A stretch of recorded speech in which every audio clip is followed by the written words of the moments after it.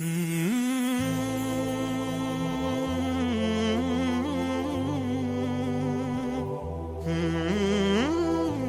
عذاب القبر واعوذ بک من فتنة المسیح الدجال، رواہ البخاری۔ حاضرین جمعہ، اسلامی بھائیوں، بزرگوں، نوجوانوں، ماں بہنوں، اللہ رب ذوالجلال کی تعریف اور کبریائی کے بعد جناب محمد رسول اللہ صلی اللہ علیہ وسلم کی ذات اقدس و مقدس پر بے شمار درود و سلام نازل ہو۔ میں نے وعدہ کیا تھا گزشتہ جمعے میں کہ انشاءاللہ دجال، عیسیٰ، مہدی اور شکیل بن حنیف کے متعلق کچھ باتیں آپ کے سامنے رکھوں گا۔ ظہور دجال، ایک بات میں یہاں یہ بتلاؤں، ورنہ بہت سارے لوگ سمجھیں گے کہ پہلے زندگی سے متعلقات باتیں ذکر کی جاتی تھی اور آج ایک اور سی بات چھیڑ دی گئی، یا بہت سارے لوگ اگر پس منظر نہیں جان پاتے ہیں تو بات ان کی سمجھ میں نہیں آ پاتی ہے کہ یہ سب کیا امام صاحب اٹھ پٹانگ باتیں بک رہے ہیں۔ دنیا کے اندر ایک جماعت، ایک فرقہ اور ایک ٹولی شکیل بن حنیف کے متبعین کی تیار ہو چکی ہے۔ شکیل بن حنیف بہار، دربھنگا، عثمان پور گاؤں کے رہنے والے، وہاں ان کی پیدائش ہوئی،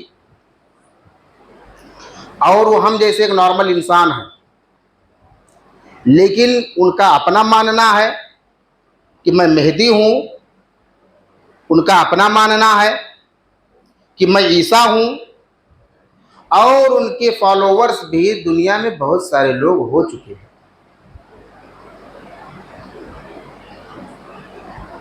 اس لیے میں نے آپ کے سامنے یہ ٹاپک چنا اور ہماری کالونی میں بڑا بوال مچا ہوا ہے۔ ہمارے اس مسجد کے امام صاحب نے باقاعدہ درس دیا، اعلان کیا، اور ایک خاص شخص آ کر کے ان کے متعلق پورا ڈیٹیل جو ہے مفتی رسالت صاحب اللہ کالونی والے کو بتلا کر کے گیا، اور اس کے بعد میں میرے روابط پہلے سے ابھی بھی ہیں، میں نے ان سے رابطہ کیا۔ پہلے تو امام صاحب اتنے دن سے آپ سے تعلقات ہیں، آپ سب ہمارے بارے میں جانتے ہیں، گول مول کا جواب ملا۔ دوسری بار ملاقات ہوئی تو مہدی کا پتہ چلا کہ یہ مہدی تسلیم کرتے ہیں۔ تیسری یا چوتھی بار جب ملاقات ہوئی تو یہ پتہ چلا نہیں، عیسیٰ بھی ان کو تسلیم کر رہے ہیں۔ اور جو دلائل بریلوی، اہل حدیث، دیوبندی، حنبلی، مالکی، شافعی، یہ تمام ائمہ اربعہ کے ماننے والے، ان کا جو عقیدہ ہے، وہ جب یہ اپنا عقیدہ بیان کریں گے تو آپ کو مکمل ایسے لگے گا کہ جو ہمارا ہے وہی ڈو سیم ہے، لیکن بیان تو ٹھیک ہے، اخیر میں چل کر کے بات یہاں آ کر کے پھنستی ہے کہ تمام اہل سنت والجماعت کا عقیدہ ہے کہ عیسیٰ بن مریم، جو عیسیٰ بن مریم اللہ تبارک و تعالیٰ نے جن کو ڈو سیم، جس شخصیت کو اللہ تبارک و تعالیٰ نے آسمان پہ اٹھایا ہے، بر رفعہ اللہ الیہ، بلکہ اللہ تبارک و تعالیٰ نے انہیں اپنی طرف اٹھا لیا۔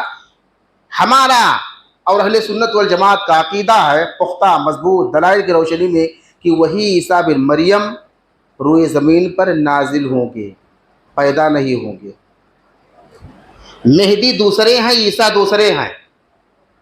یہ کچھ باتیں ہیں، اب آپ اصل بات سننے کی کوشش کیجئے۔ میں نے قرآن پاک کی ایک آیت سے شروعات کی ہے، فَاسْأَلُوا أَهْلَ الذِّكْرِ إِن كُنتُمْ لَا تَعْلَمُونَ، اگر تمہیں کسی بات کا علم نہ ہو تو اہل علم سے آپ دریافت کر لیا کریں۔ اہل علم کسی مسئلے میں اگر دینی امور والا معاملہ ہے تو آپ دینی امور والے سے پوچھنے جائیں گے. کسی حدیث کا معاملہ ہے, کوئی پیچیدہ بات آ رہی ہے, تو ہم محدثین اور شارحین حدیث کی طرف رجوع کریں گے کہ اس حدیث کا معنی اور مطلب شارحین حدیث نے یا محدثین کرام نے کیا سمجھا ہے. کوئی تفسیر کا معاملہ آئے گا کہ بھئی اس آیت کی تفسیر کیا ہے, تو ہم مفسرین کی طرف رجوع کریں گے. کوئی ایسا معاملہ آئے گا جس کا تعلق سیاست سے ہے, تو کوئی بہت بڑا سیاست داں ہے, ہم اس سے جا کر کے رجوع کریں گے. کوئی سائنٹیفک معاملہ آئے گا تو کسی سائنسداں سے رجوع کریں گے. کوئی دوائی والا معاملہ آئے گا تو کسی ڈاکٹر سے جا کر کے رجوع کریں گے. ایسا نہیں ہوتا. میں نے ایک دن درس دیا تھا کہ میں حدیث کا مسئلہ جو ہے کسی کرانے والے کی دکان سے جا کر کے پوچھنے لگوں. کسی تفسیر کے معاملے میں ہمیں جانکاری حاصل کرنی ہے تو بھاگ کر کے میں جاؤں اور کسی اے سی چل رہی اے سی بنانے والے سے معلوم کرنے لگوں. کسی آیت کی تفسیر کا مسئلہ آ گیا کہ اس کی تفسیر کیا ہے, مفسرین نے کیا ذکر کیا ہے, تو اب بھاگتا ہوا میں جاؤں اور کوئی بہت بڑا ڈاکٹر اس سے پوچھنے لگوں, پھر تو ملیا میٹ ہو جائے گا. سوالات جو کیے جاتے ہیں وہ فن کے فنکار سے کیے جاتے ہیں. آپ ڈاکٹر ہیں, دوا بتائیے. آپ اے سی بنانے والے, اے سی بنائیے, بس اس سے زیادہ آپ اسلامیات کے بارے میں زیادہ مت کوت کوریت کیجیے. آپ انجینئر ہیں, سافٹ ویئر انجینئر یا جیسے بھی انجینئر آپ ہیں, مکان والے انجینئر ہیں, جیسے بھی انجینئر, تو آپ کا جو اپنا کام ہے وہی کام آپ کیجیے. کہیں اور مداخلت کریں گے تو ملیا میٹ. اچھا, یہ معاملات زیادہ وجود میں آیا جب لوگوں نے اپنے طور پر من مانی اسلام کو سمجھنے کی کوشش کی ہے.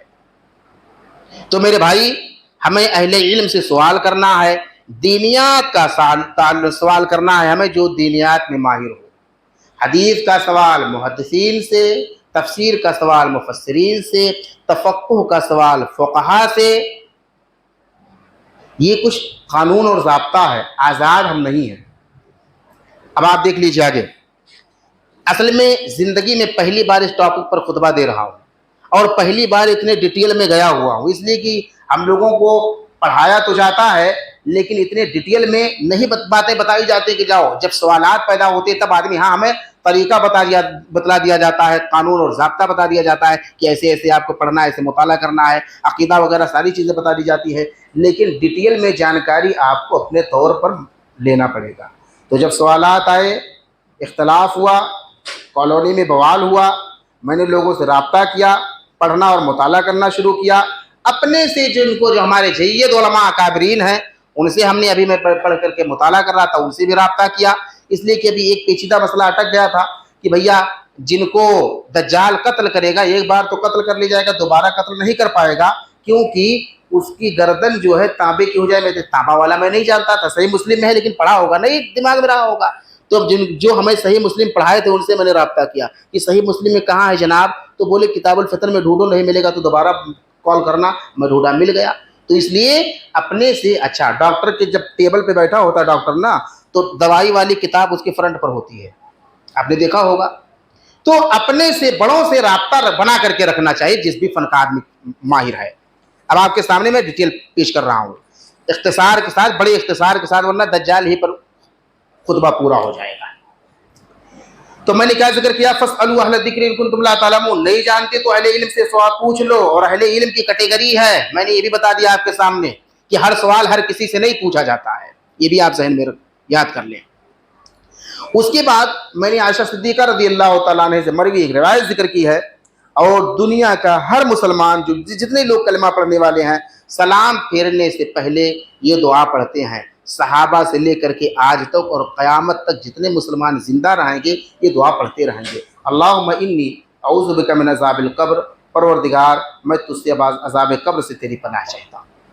واعوذ بک من فتنۃ المسیح الدجال, اور پروردگار مسیح الدجال کے فتنے سے تیری پناہ چاہتا ہوں. یہ ہم اور آپ دعا مانگتے ہیں. اور جناب محمد رسول اللہ صلی اللہ علیہ وسلم نے اپنی امت کو آگاہ کر دیا تھا, صحابہ کرام کو اور اپنی امت کو, اور ہم اور آپ بغیر پڑھے سلام نہیں پھیرتے ہیں. تو میں سب سے پہلے دجال سے شروع کر رہا ہوں. دیکھیے, عبداللہ بن عمر رضی اللہ تعالیٰ عنہما حدیث کے راوی ہیں. عبداللہ بن عمر کا مطلب عمر کے بیٹے عبداللہ. یہ کہتے ہیں کہ اللہ کے رسول صلی اللہ علیہ وسلم نے ارشاد فرمایا ان اللہ لیس باعور الا ان المسیح الدجال اعور العین الیمنی کأن عینہ عنبۃ طافیۃ.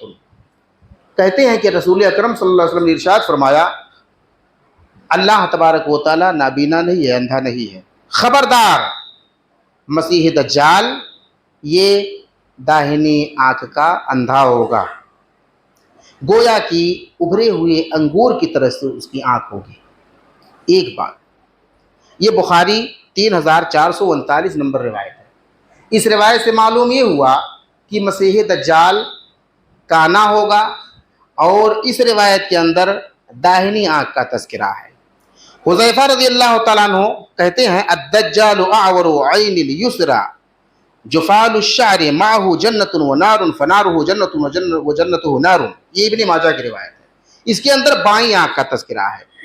حضرت حذیفہ کہتے ہیں کہ رسول اکرم صلی اللہ علیہ وسلم نے ارشاد فرمایا دجال بائیں آنکھ کا اندھا ہوگا. ایک کا تو ہے کہ انگور کی طرح سے ابھری ہوئی ہوگی ایک آنکھ، اور ایک آنکھ میں کیا ہے، مطلب دونوں آنکھوں کا وہ نابینا ہوگا، اندھا ہوگا. اور مزید کیا تفصیلات ہیں آپ ڈیٹیل لے لیجیے، بس آپ اتنا سمجھ لیجیے کہ دجال اندھا ہوگا، داہنی آنکھ ذرا ابھری ہوئی ہوگی انگور جیسے ابھرا ہوا ہوتا ہے، اور بائیں آنکھ کا بھی اندھا ہوگا، گھنے بالوں والا ہوگا. جناب محمد رسول اللہ کا دوسرا فرمان ہے کہ گھنے بالوں والا تو اس روایت کے اندر ہے، دوسری روایت کے اندر یہ ہے کہ گھنگریالے بالوں والا ہوگا. یعنی اس کے بال، اچھا جس کے بال گھنگریالے ہوتے ہیں نا وہ ویسے ہی بڑا گھنا دکھتا ہے، تو گھنگریالے بالوں والا ہوگا اور گھنے بالوں والا ہوگا. اس کے ساتھ جنت ہوگی، اتنا شعبدہ باز، مطلب جیسے جادو منتر لوگ دکھاتے ہیں نا، اتنا شاندار شعبدہ بازی دکھلائے گا کہ اس کے پاس جنت بھی ہوگی اور اس کے پاس جہنم بھی ہوگی. اس کی جنت اصل میں جہنم ہوگی اور اس کی جہنم اصل میں جنت ہوگی. یہ جناب محمد رسول اللہ صلی اللہ علیہ وسلم نے ہم کو، آپ کو، اپنی امت کو آگاہ فرمایا ہے. میں نے دونوں آنکھوں کے بارے میں بتا دیا. اور آپ دیکھ لیجئے ابو بکر صدیق رضی اللہ تعالیٰ عنہ کہتے ہیں ان الدجال یخرج من ارض بالمشرق یقال لها خراسان. ابن ماجہ کی روایت ہے. بہت توجہ سے آپ سنیے. دنیا میں نہ معلوم ابھی کتنے فتنے آئیں گے، تو فتنوں سے سامنا کرنا پڑے گا. کچھ معلومات آپ دیکھیے، ہمارا عقیدہ الگ معاملہ ہے کہ عقیدہ ہمارا کیا، ہمارے علماء، ہمارے مفسرین، محدثین نے ہمیں کیا سمجھایا، لیکن اس کے باوجود بھی کچھ نالج اور جانکاری کی بات میں اپنے ذہن میں رکھنی چاہیے کہ ہمیں کوئی پکڑے اور اگر مگر ادھر کا مارا ادھر گرایا، ایسی قرآن حدیث اور قرآن حدیث کا نام لے کر کے ایسا مفہوم کی درگت بنائے کہ آپ کی کھوپڑی پھٹ جائے. اگر آپ سننے لگیں گے نا تو بڑے بڑے علامہ پیش نہیں پائیں گے. بالکل گارنٹی کے ساتھ بتا رہا ہوں، ایسا کنفیوز کرتے ہیں، ایسا معنی مفہوم کا الٹ پھیر اور ایسی شعبدہ بازی یہ معنی مفہوم بتلائیں گے کہ آپ کا دماغ پھٹنے لگے گا. آپ سوچیں کہ یہ سب کیا باتیں ہو رہی ہیں. تو ابو بکر صدیق رضی اللہ تعالیٰ عنہ کہتے ہیں دجال نکلے گا ایک زمین سے، مشرق کی ایک زمین سے، من ارض بالمشرق، مشرق سے نکلے گا، یقال لها خراسان، جسے خراسان کہا جاتا ہے. یہ ابن ماجہ کی روایت ہے. اب آپ اس کی تشریح، ہمارے محدثین نے اس کی تشریح کیا کی ہے. جس کو ماضی میں خراسان کہا گیا تھا، ہم کیا کہیں خراسان جسے کہا گیا، اب یہ ماضی میں خراسان کہا گیا، زمین دنیا میں بڑا الٹ پھیر ہوا ہے. یہ بنگلہ دیش انڈیا میں تھا، پاکستان انڈیا میں تھا، اس کے علاوہ سری لنکا انڈیا میں تھا، افغانستان انڈیا میں تھا. تو بڑا بوال ہوا ہے، دنیا میں بڑا الٹ پھیر ہوا ہے ملکوں کے تعلق سے.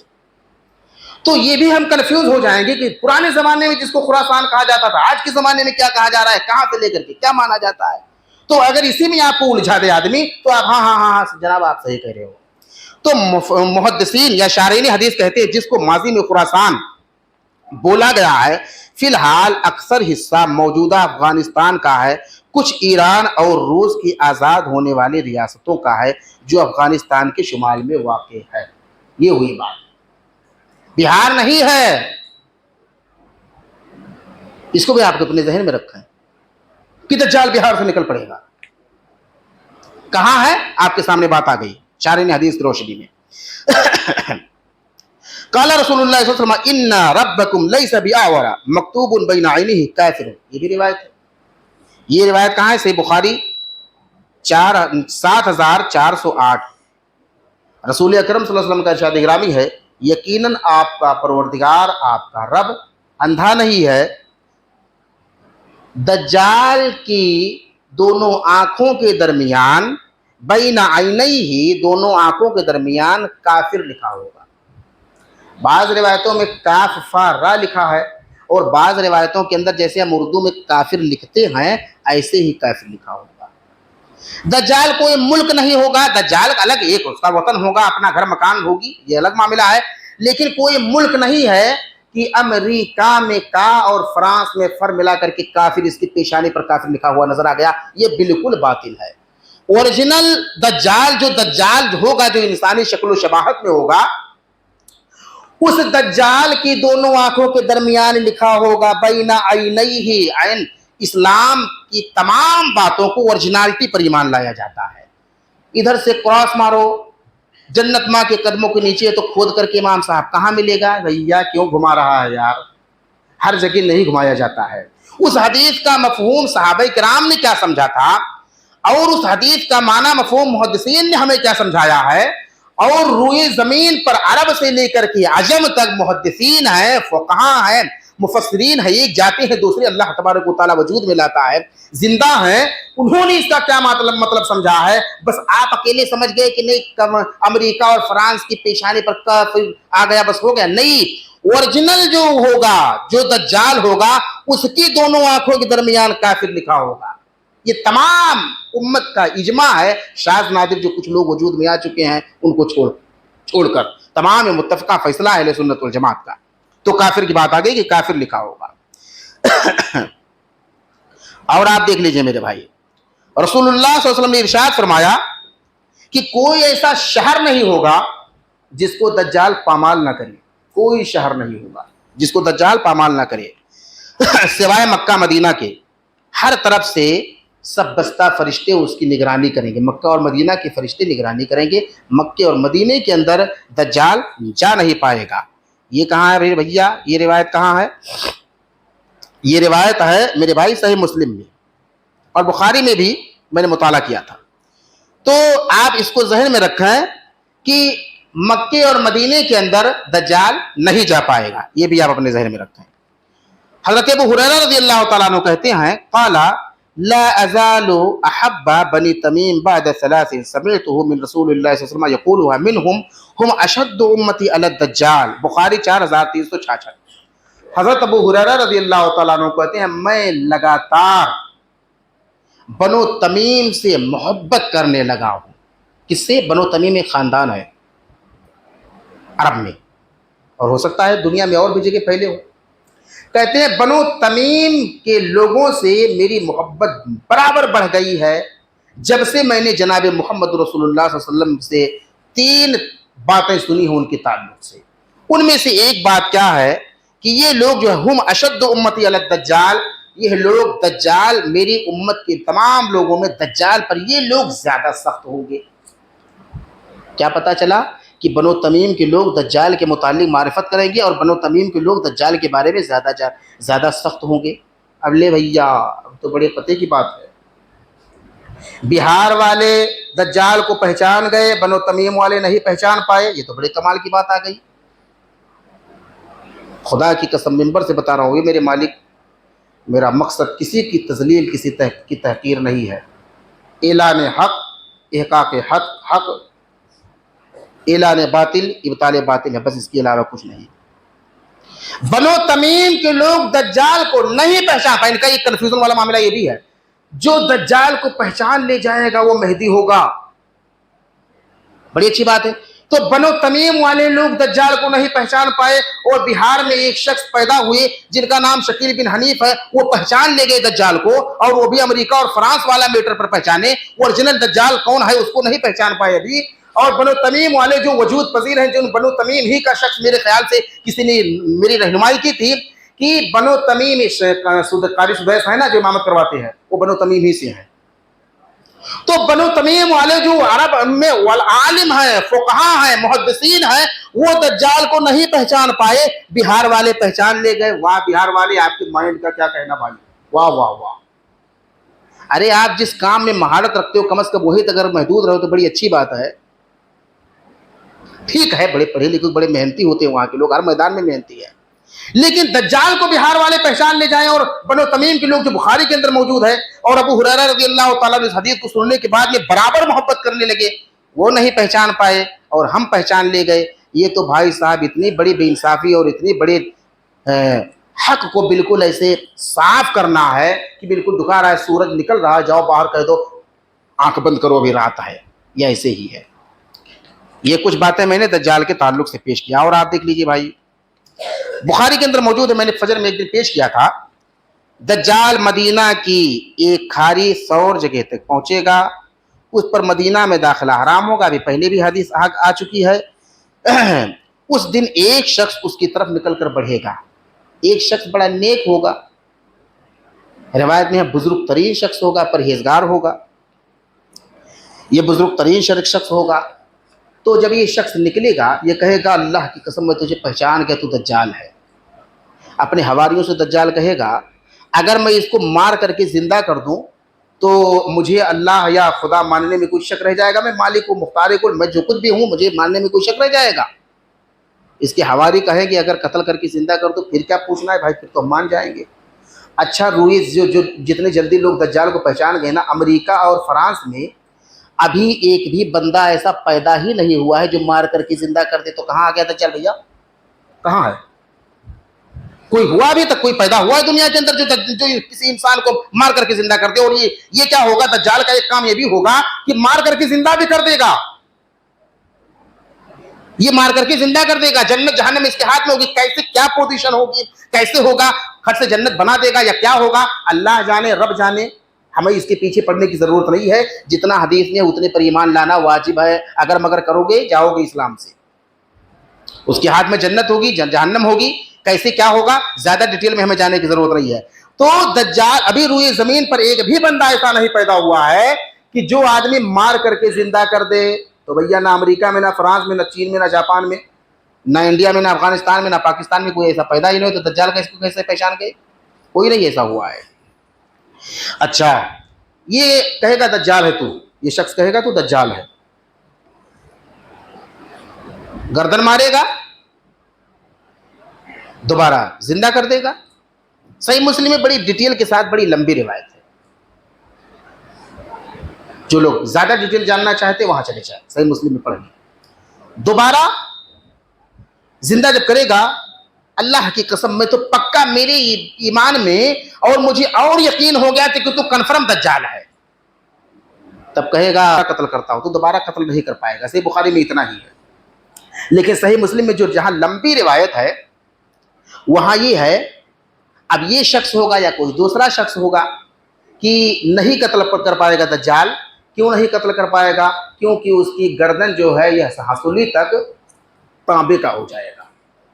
اب کوئی زیادہ دماغ لگائے کہ ایک انسان کا گردن یہ تو ایسے ہی ہو گیا جیسے گڑیس میں ہاتھی لگا دیا تھا, ہم تو اس کو نہیں ماریں گے. ارے تو نہیں مانے گا تو تیرے کو اسلام نہیں مانے گا, جا اسلام سے.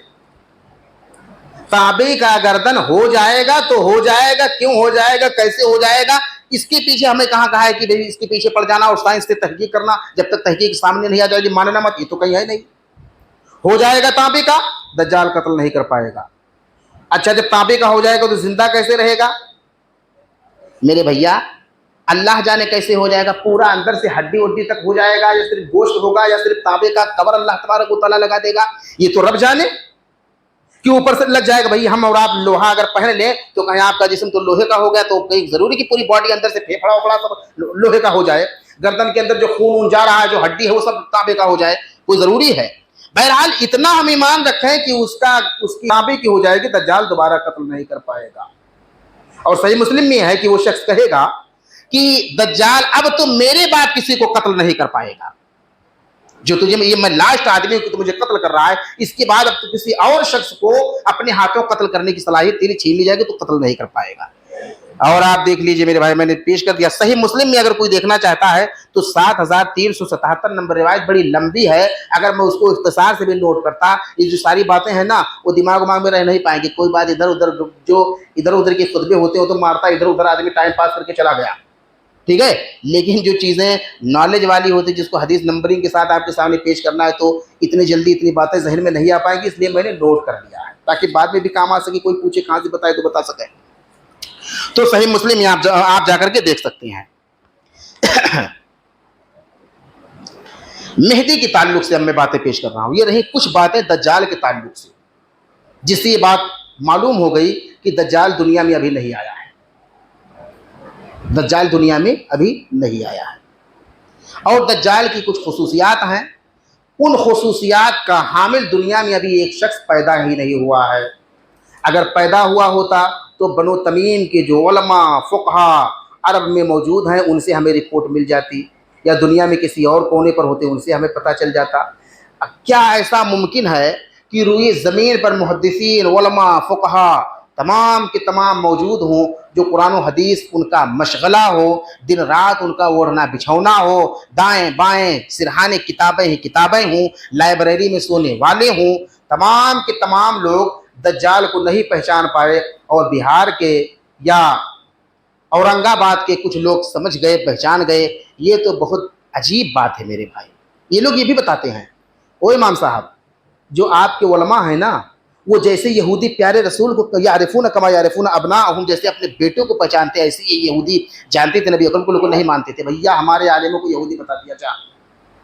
یعنی ہمارے وہ علماء وہ فقہا جن پر ہم ڈپینڈ ہیں, جن سے ہم سیکھتے ہیں, جو حق باتوں تک ہمیں پہنچاتے ہیں, جو حدیث کی تشریح ہمیں بتلاتے ہیں جہاں کنفیوژن کا معاملہ ہوتا ہے, جو محدثین ہیں جو تفسیر بتلاتے ہیں, ان کو کیا بتایا, یہ لوگ جان بوجھ کر کے شکیل بن حنیف کو نہیں مان رہے, ایسے جیسے جناب محمد رسول اللہ کو یہودی نہیں مانتے تھے, جانتے تھے لیکن نہیں مانتے تھے. اور یہ بھیا ہمارے عالم سب یہودی والے ہو گئے, یہودیوں جیسے ہو گئے, اور آپ چند لوگ جو ہے دجال وجال کو پہچان کر کے اپنا ایمان بچا لیے. بڑے کمال کی بات ہے. اب مہدی کے تعلق سے کچھ باتیں آپ سنتے چلیے میرے بھائی, لیکن وقت بڑی تیزی سے جا رہا ہے, میرے خیال سے دوسرا تیسرا خطبہ بھی دینا پڑے گا. ابو سعید خدری رضی اللہ تعالیٰ عنہ سے مروی ہے, کہتے ہیں کہ پیارے رسول صلی اللہ علیہ وسلم نے ارشاد فرمایا, میری امت میں مہدی ہوگا, اگر کم مدت ہوئی تو 7 سال اور ورنہ 9 سال, یعنی 7 سے 9 سال تک اس کی حکومت رہے گی. 7 سے 9 سال تک وہ رہیں گے روئے زمین پر. اور آپ دیکھ لیجئے, اس میں میری امت کو ایسی خوشیاں ملیں گی جیسی کبھی خوشیاں نہیں ملی تھیں. یہ ابن ماجہ 4083 یعنی 4083 یہ نمبر روایت ہے. کیا پتا چلا, میری امت میں ایک شخص مہدی ہوگا, 7 سے 9 سال تک رہے گا. شکیل بن حنیف کا کتنا سال ہو گیا, تو وہی ختم ہو گیا معاملہ. بھائی نبی کریم وہاں سے نکالے گئے لکشمی نگر, یہاں سے معاملہ پیش آیا. یہ ہمارے قاسم بھائی جو ہیں, ان کی پرسنل ملاقات بھی اس سے ہے, اس بندے سے. یہاں کیا نام ہے شاہین باغ میں بھی پکڑے گئے. تو یہ بتاؤ, جو مہدی ہوگا اتنی درگت اس کی بنے گی, یہ تو کہیں قرآن حدیث میں نہیں ہے یار. حدیث میں کہ جو مہدی کا دعویٰ کرے گا اس کو مارا جائے گا, بھگایا جائے گا, یہ تو کہیں نہیں ہے. یہ تو الٹا ہو گیا, یہ تو الٹا ہو گیا نا. نبی کریم سے بھگائے گئے, لکشمی نگر میں ایسا معاملہ پیش آیا, شاہین باغ میں. ہمارے قاسم بھائی نے مجھ سے بتلایا, امام صاحب 15-20 سال پہلے ہماری پرسنل ان سے شکیل بن حنیف سے ایسے فیس ٹو فیس ملاقات ہے. میرے بھائی سمجھ رہے ہیں. تو میری امت میں مہدی ہوگا تو 7 سے 10 سال حدیث کے 7 سے 9 سال روایت کے اندر موجود ہے. ایک روایت میں 7 سال یا 8 سال ہے. بہرحال جو بھی 7 سے 9 آپ مانیے. تو بھائی صاحب تو 20 سال پہلے یا 15 ہی سال پہلے ان کی ملاقات ہو گئی تھی قاسم بھائی کی. تو روایت میں تو کچھ اور ہے, اور آپ کے مہدی تو ابھی بھی پھر رہے ہیں 20 سال کے بعد بھی. تو یہ تو گیا کینسل. یہ عقیدہ باطل, فاسد, ناقابل قبول اس حدیث کی روشنی میں. کہتے ہیں ہم قرآن حدیث کو مانتے, قرآن حدیث کو. ارے ماننا الگ معاملہ ہے زبان سے, لیکن ایمان زبان سے بولنا بھی ہے, دل سے ماننا بھی ہے, اور عمل کر کے دکھلانا بھی ہے. یہ ایمان کا تین چیزوں کے مجموعے کا نام ایمان ہے. ایک دو باتیں اور دیکھ لیجئے میرے بھائی. حضرت ام سلمہ رضی اللہ تعالیٰ عنہ قال سمعت رسول اللہ صلی اللہ علیہ وسلم یقول المہدی من ولد فاطمہ.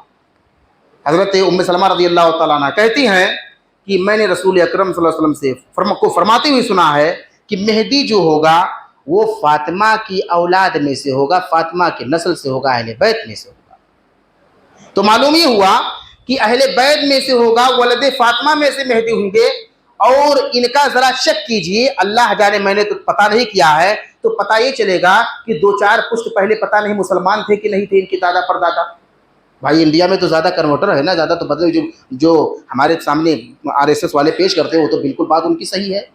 زیادہ تر لوگ تو محدثین کے اولاد یا جو صحابہ کرام ہیں جو ان کی نسل سے تو ہے نہیں، کچھ ہی لوگ ہو سکتا ہے کہیں ہوں، ورنہ زیادہ تر لوگ تو کوئی کچھ تھا کوئی کچھ تھا، کنورٹر ہیں، بدلے ہوئے ہیں۔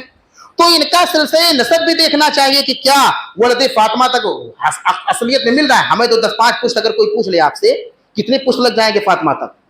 اگر سلسلے نسب جوڑنے کے لیے بول دے، جو لوگ فاطمی اور حسنی اور حسینی جلدی جلدی بکتے رہتے ہیں نا، فلاں حسنی فلاں حسینی، پتہ چلے کہ 4-6 پشت کے بعد ان کو پتہ لیتا نہیں ہوگا کہ ہمارے لکڑ دادا سکڑ دادا کا نام کیا تھا، اور لکھ دیا حسنی حسینی، تو فاطمہ کے ہوں گے، جبکہ ایسا بھی نہیں ہے۔ میں اتنی سی بات پر اکتفا کرتا ہوں، آپ تیار رہیے اگلی جمعہ کو انشاءاللہ سننے کے لیے، بہت مزیدار باتیں، بڑی ایمان کی باتیں ہوں گی میرے بھائی، اور یہ ایسا پیچیدہ مسئلہ ہے کہ جس کے بارے میں جانکاری لینی، نالج لینا اور آپ کو اپنا ایمان بچانا۔ میں اتنا کہوں گا آخر میں کہ میرے احباب شکیل بن حنیف کی متبعین سے اپنے آپ کو، اپنی اولاد کو، اپنے بچوں بچیوں کو ایک بھی بند نہ پڑھوائے۔ ٹیوشن پڑھاؤ گے آج نہیں کل، 1-2 پیچیدہ باتیں رکھ کر کے چھوڑ دیں گے، پھر 2-4 مہینے کا انتظار کریں گے اس کا جواب کیا آتا ہے یا اس کا کیا سائیڈ ایفیکٹ ہوتا ہے۔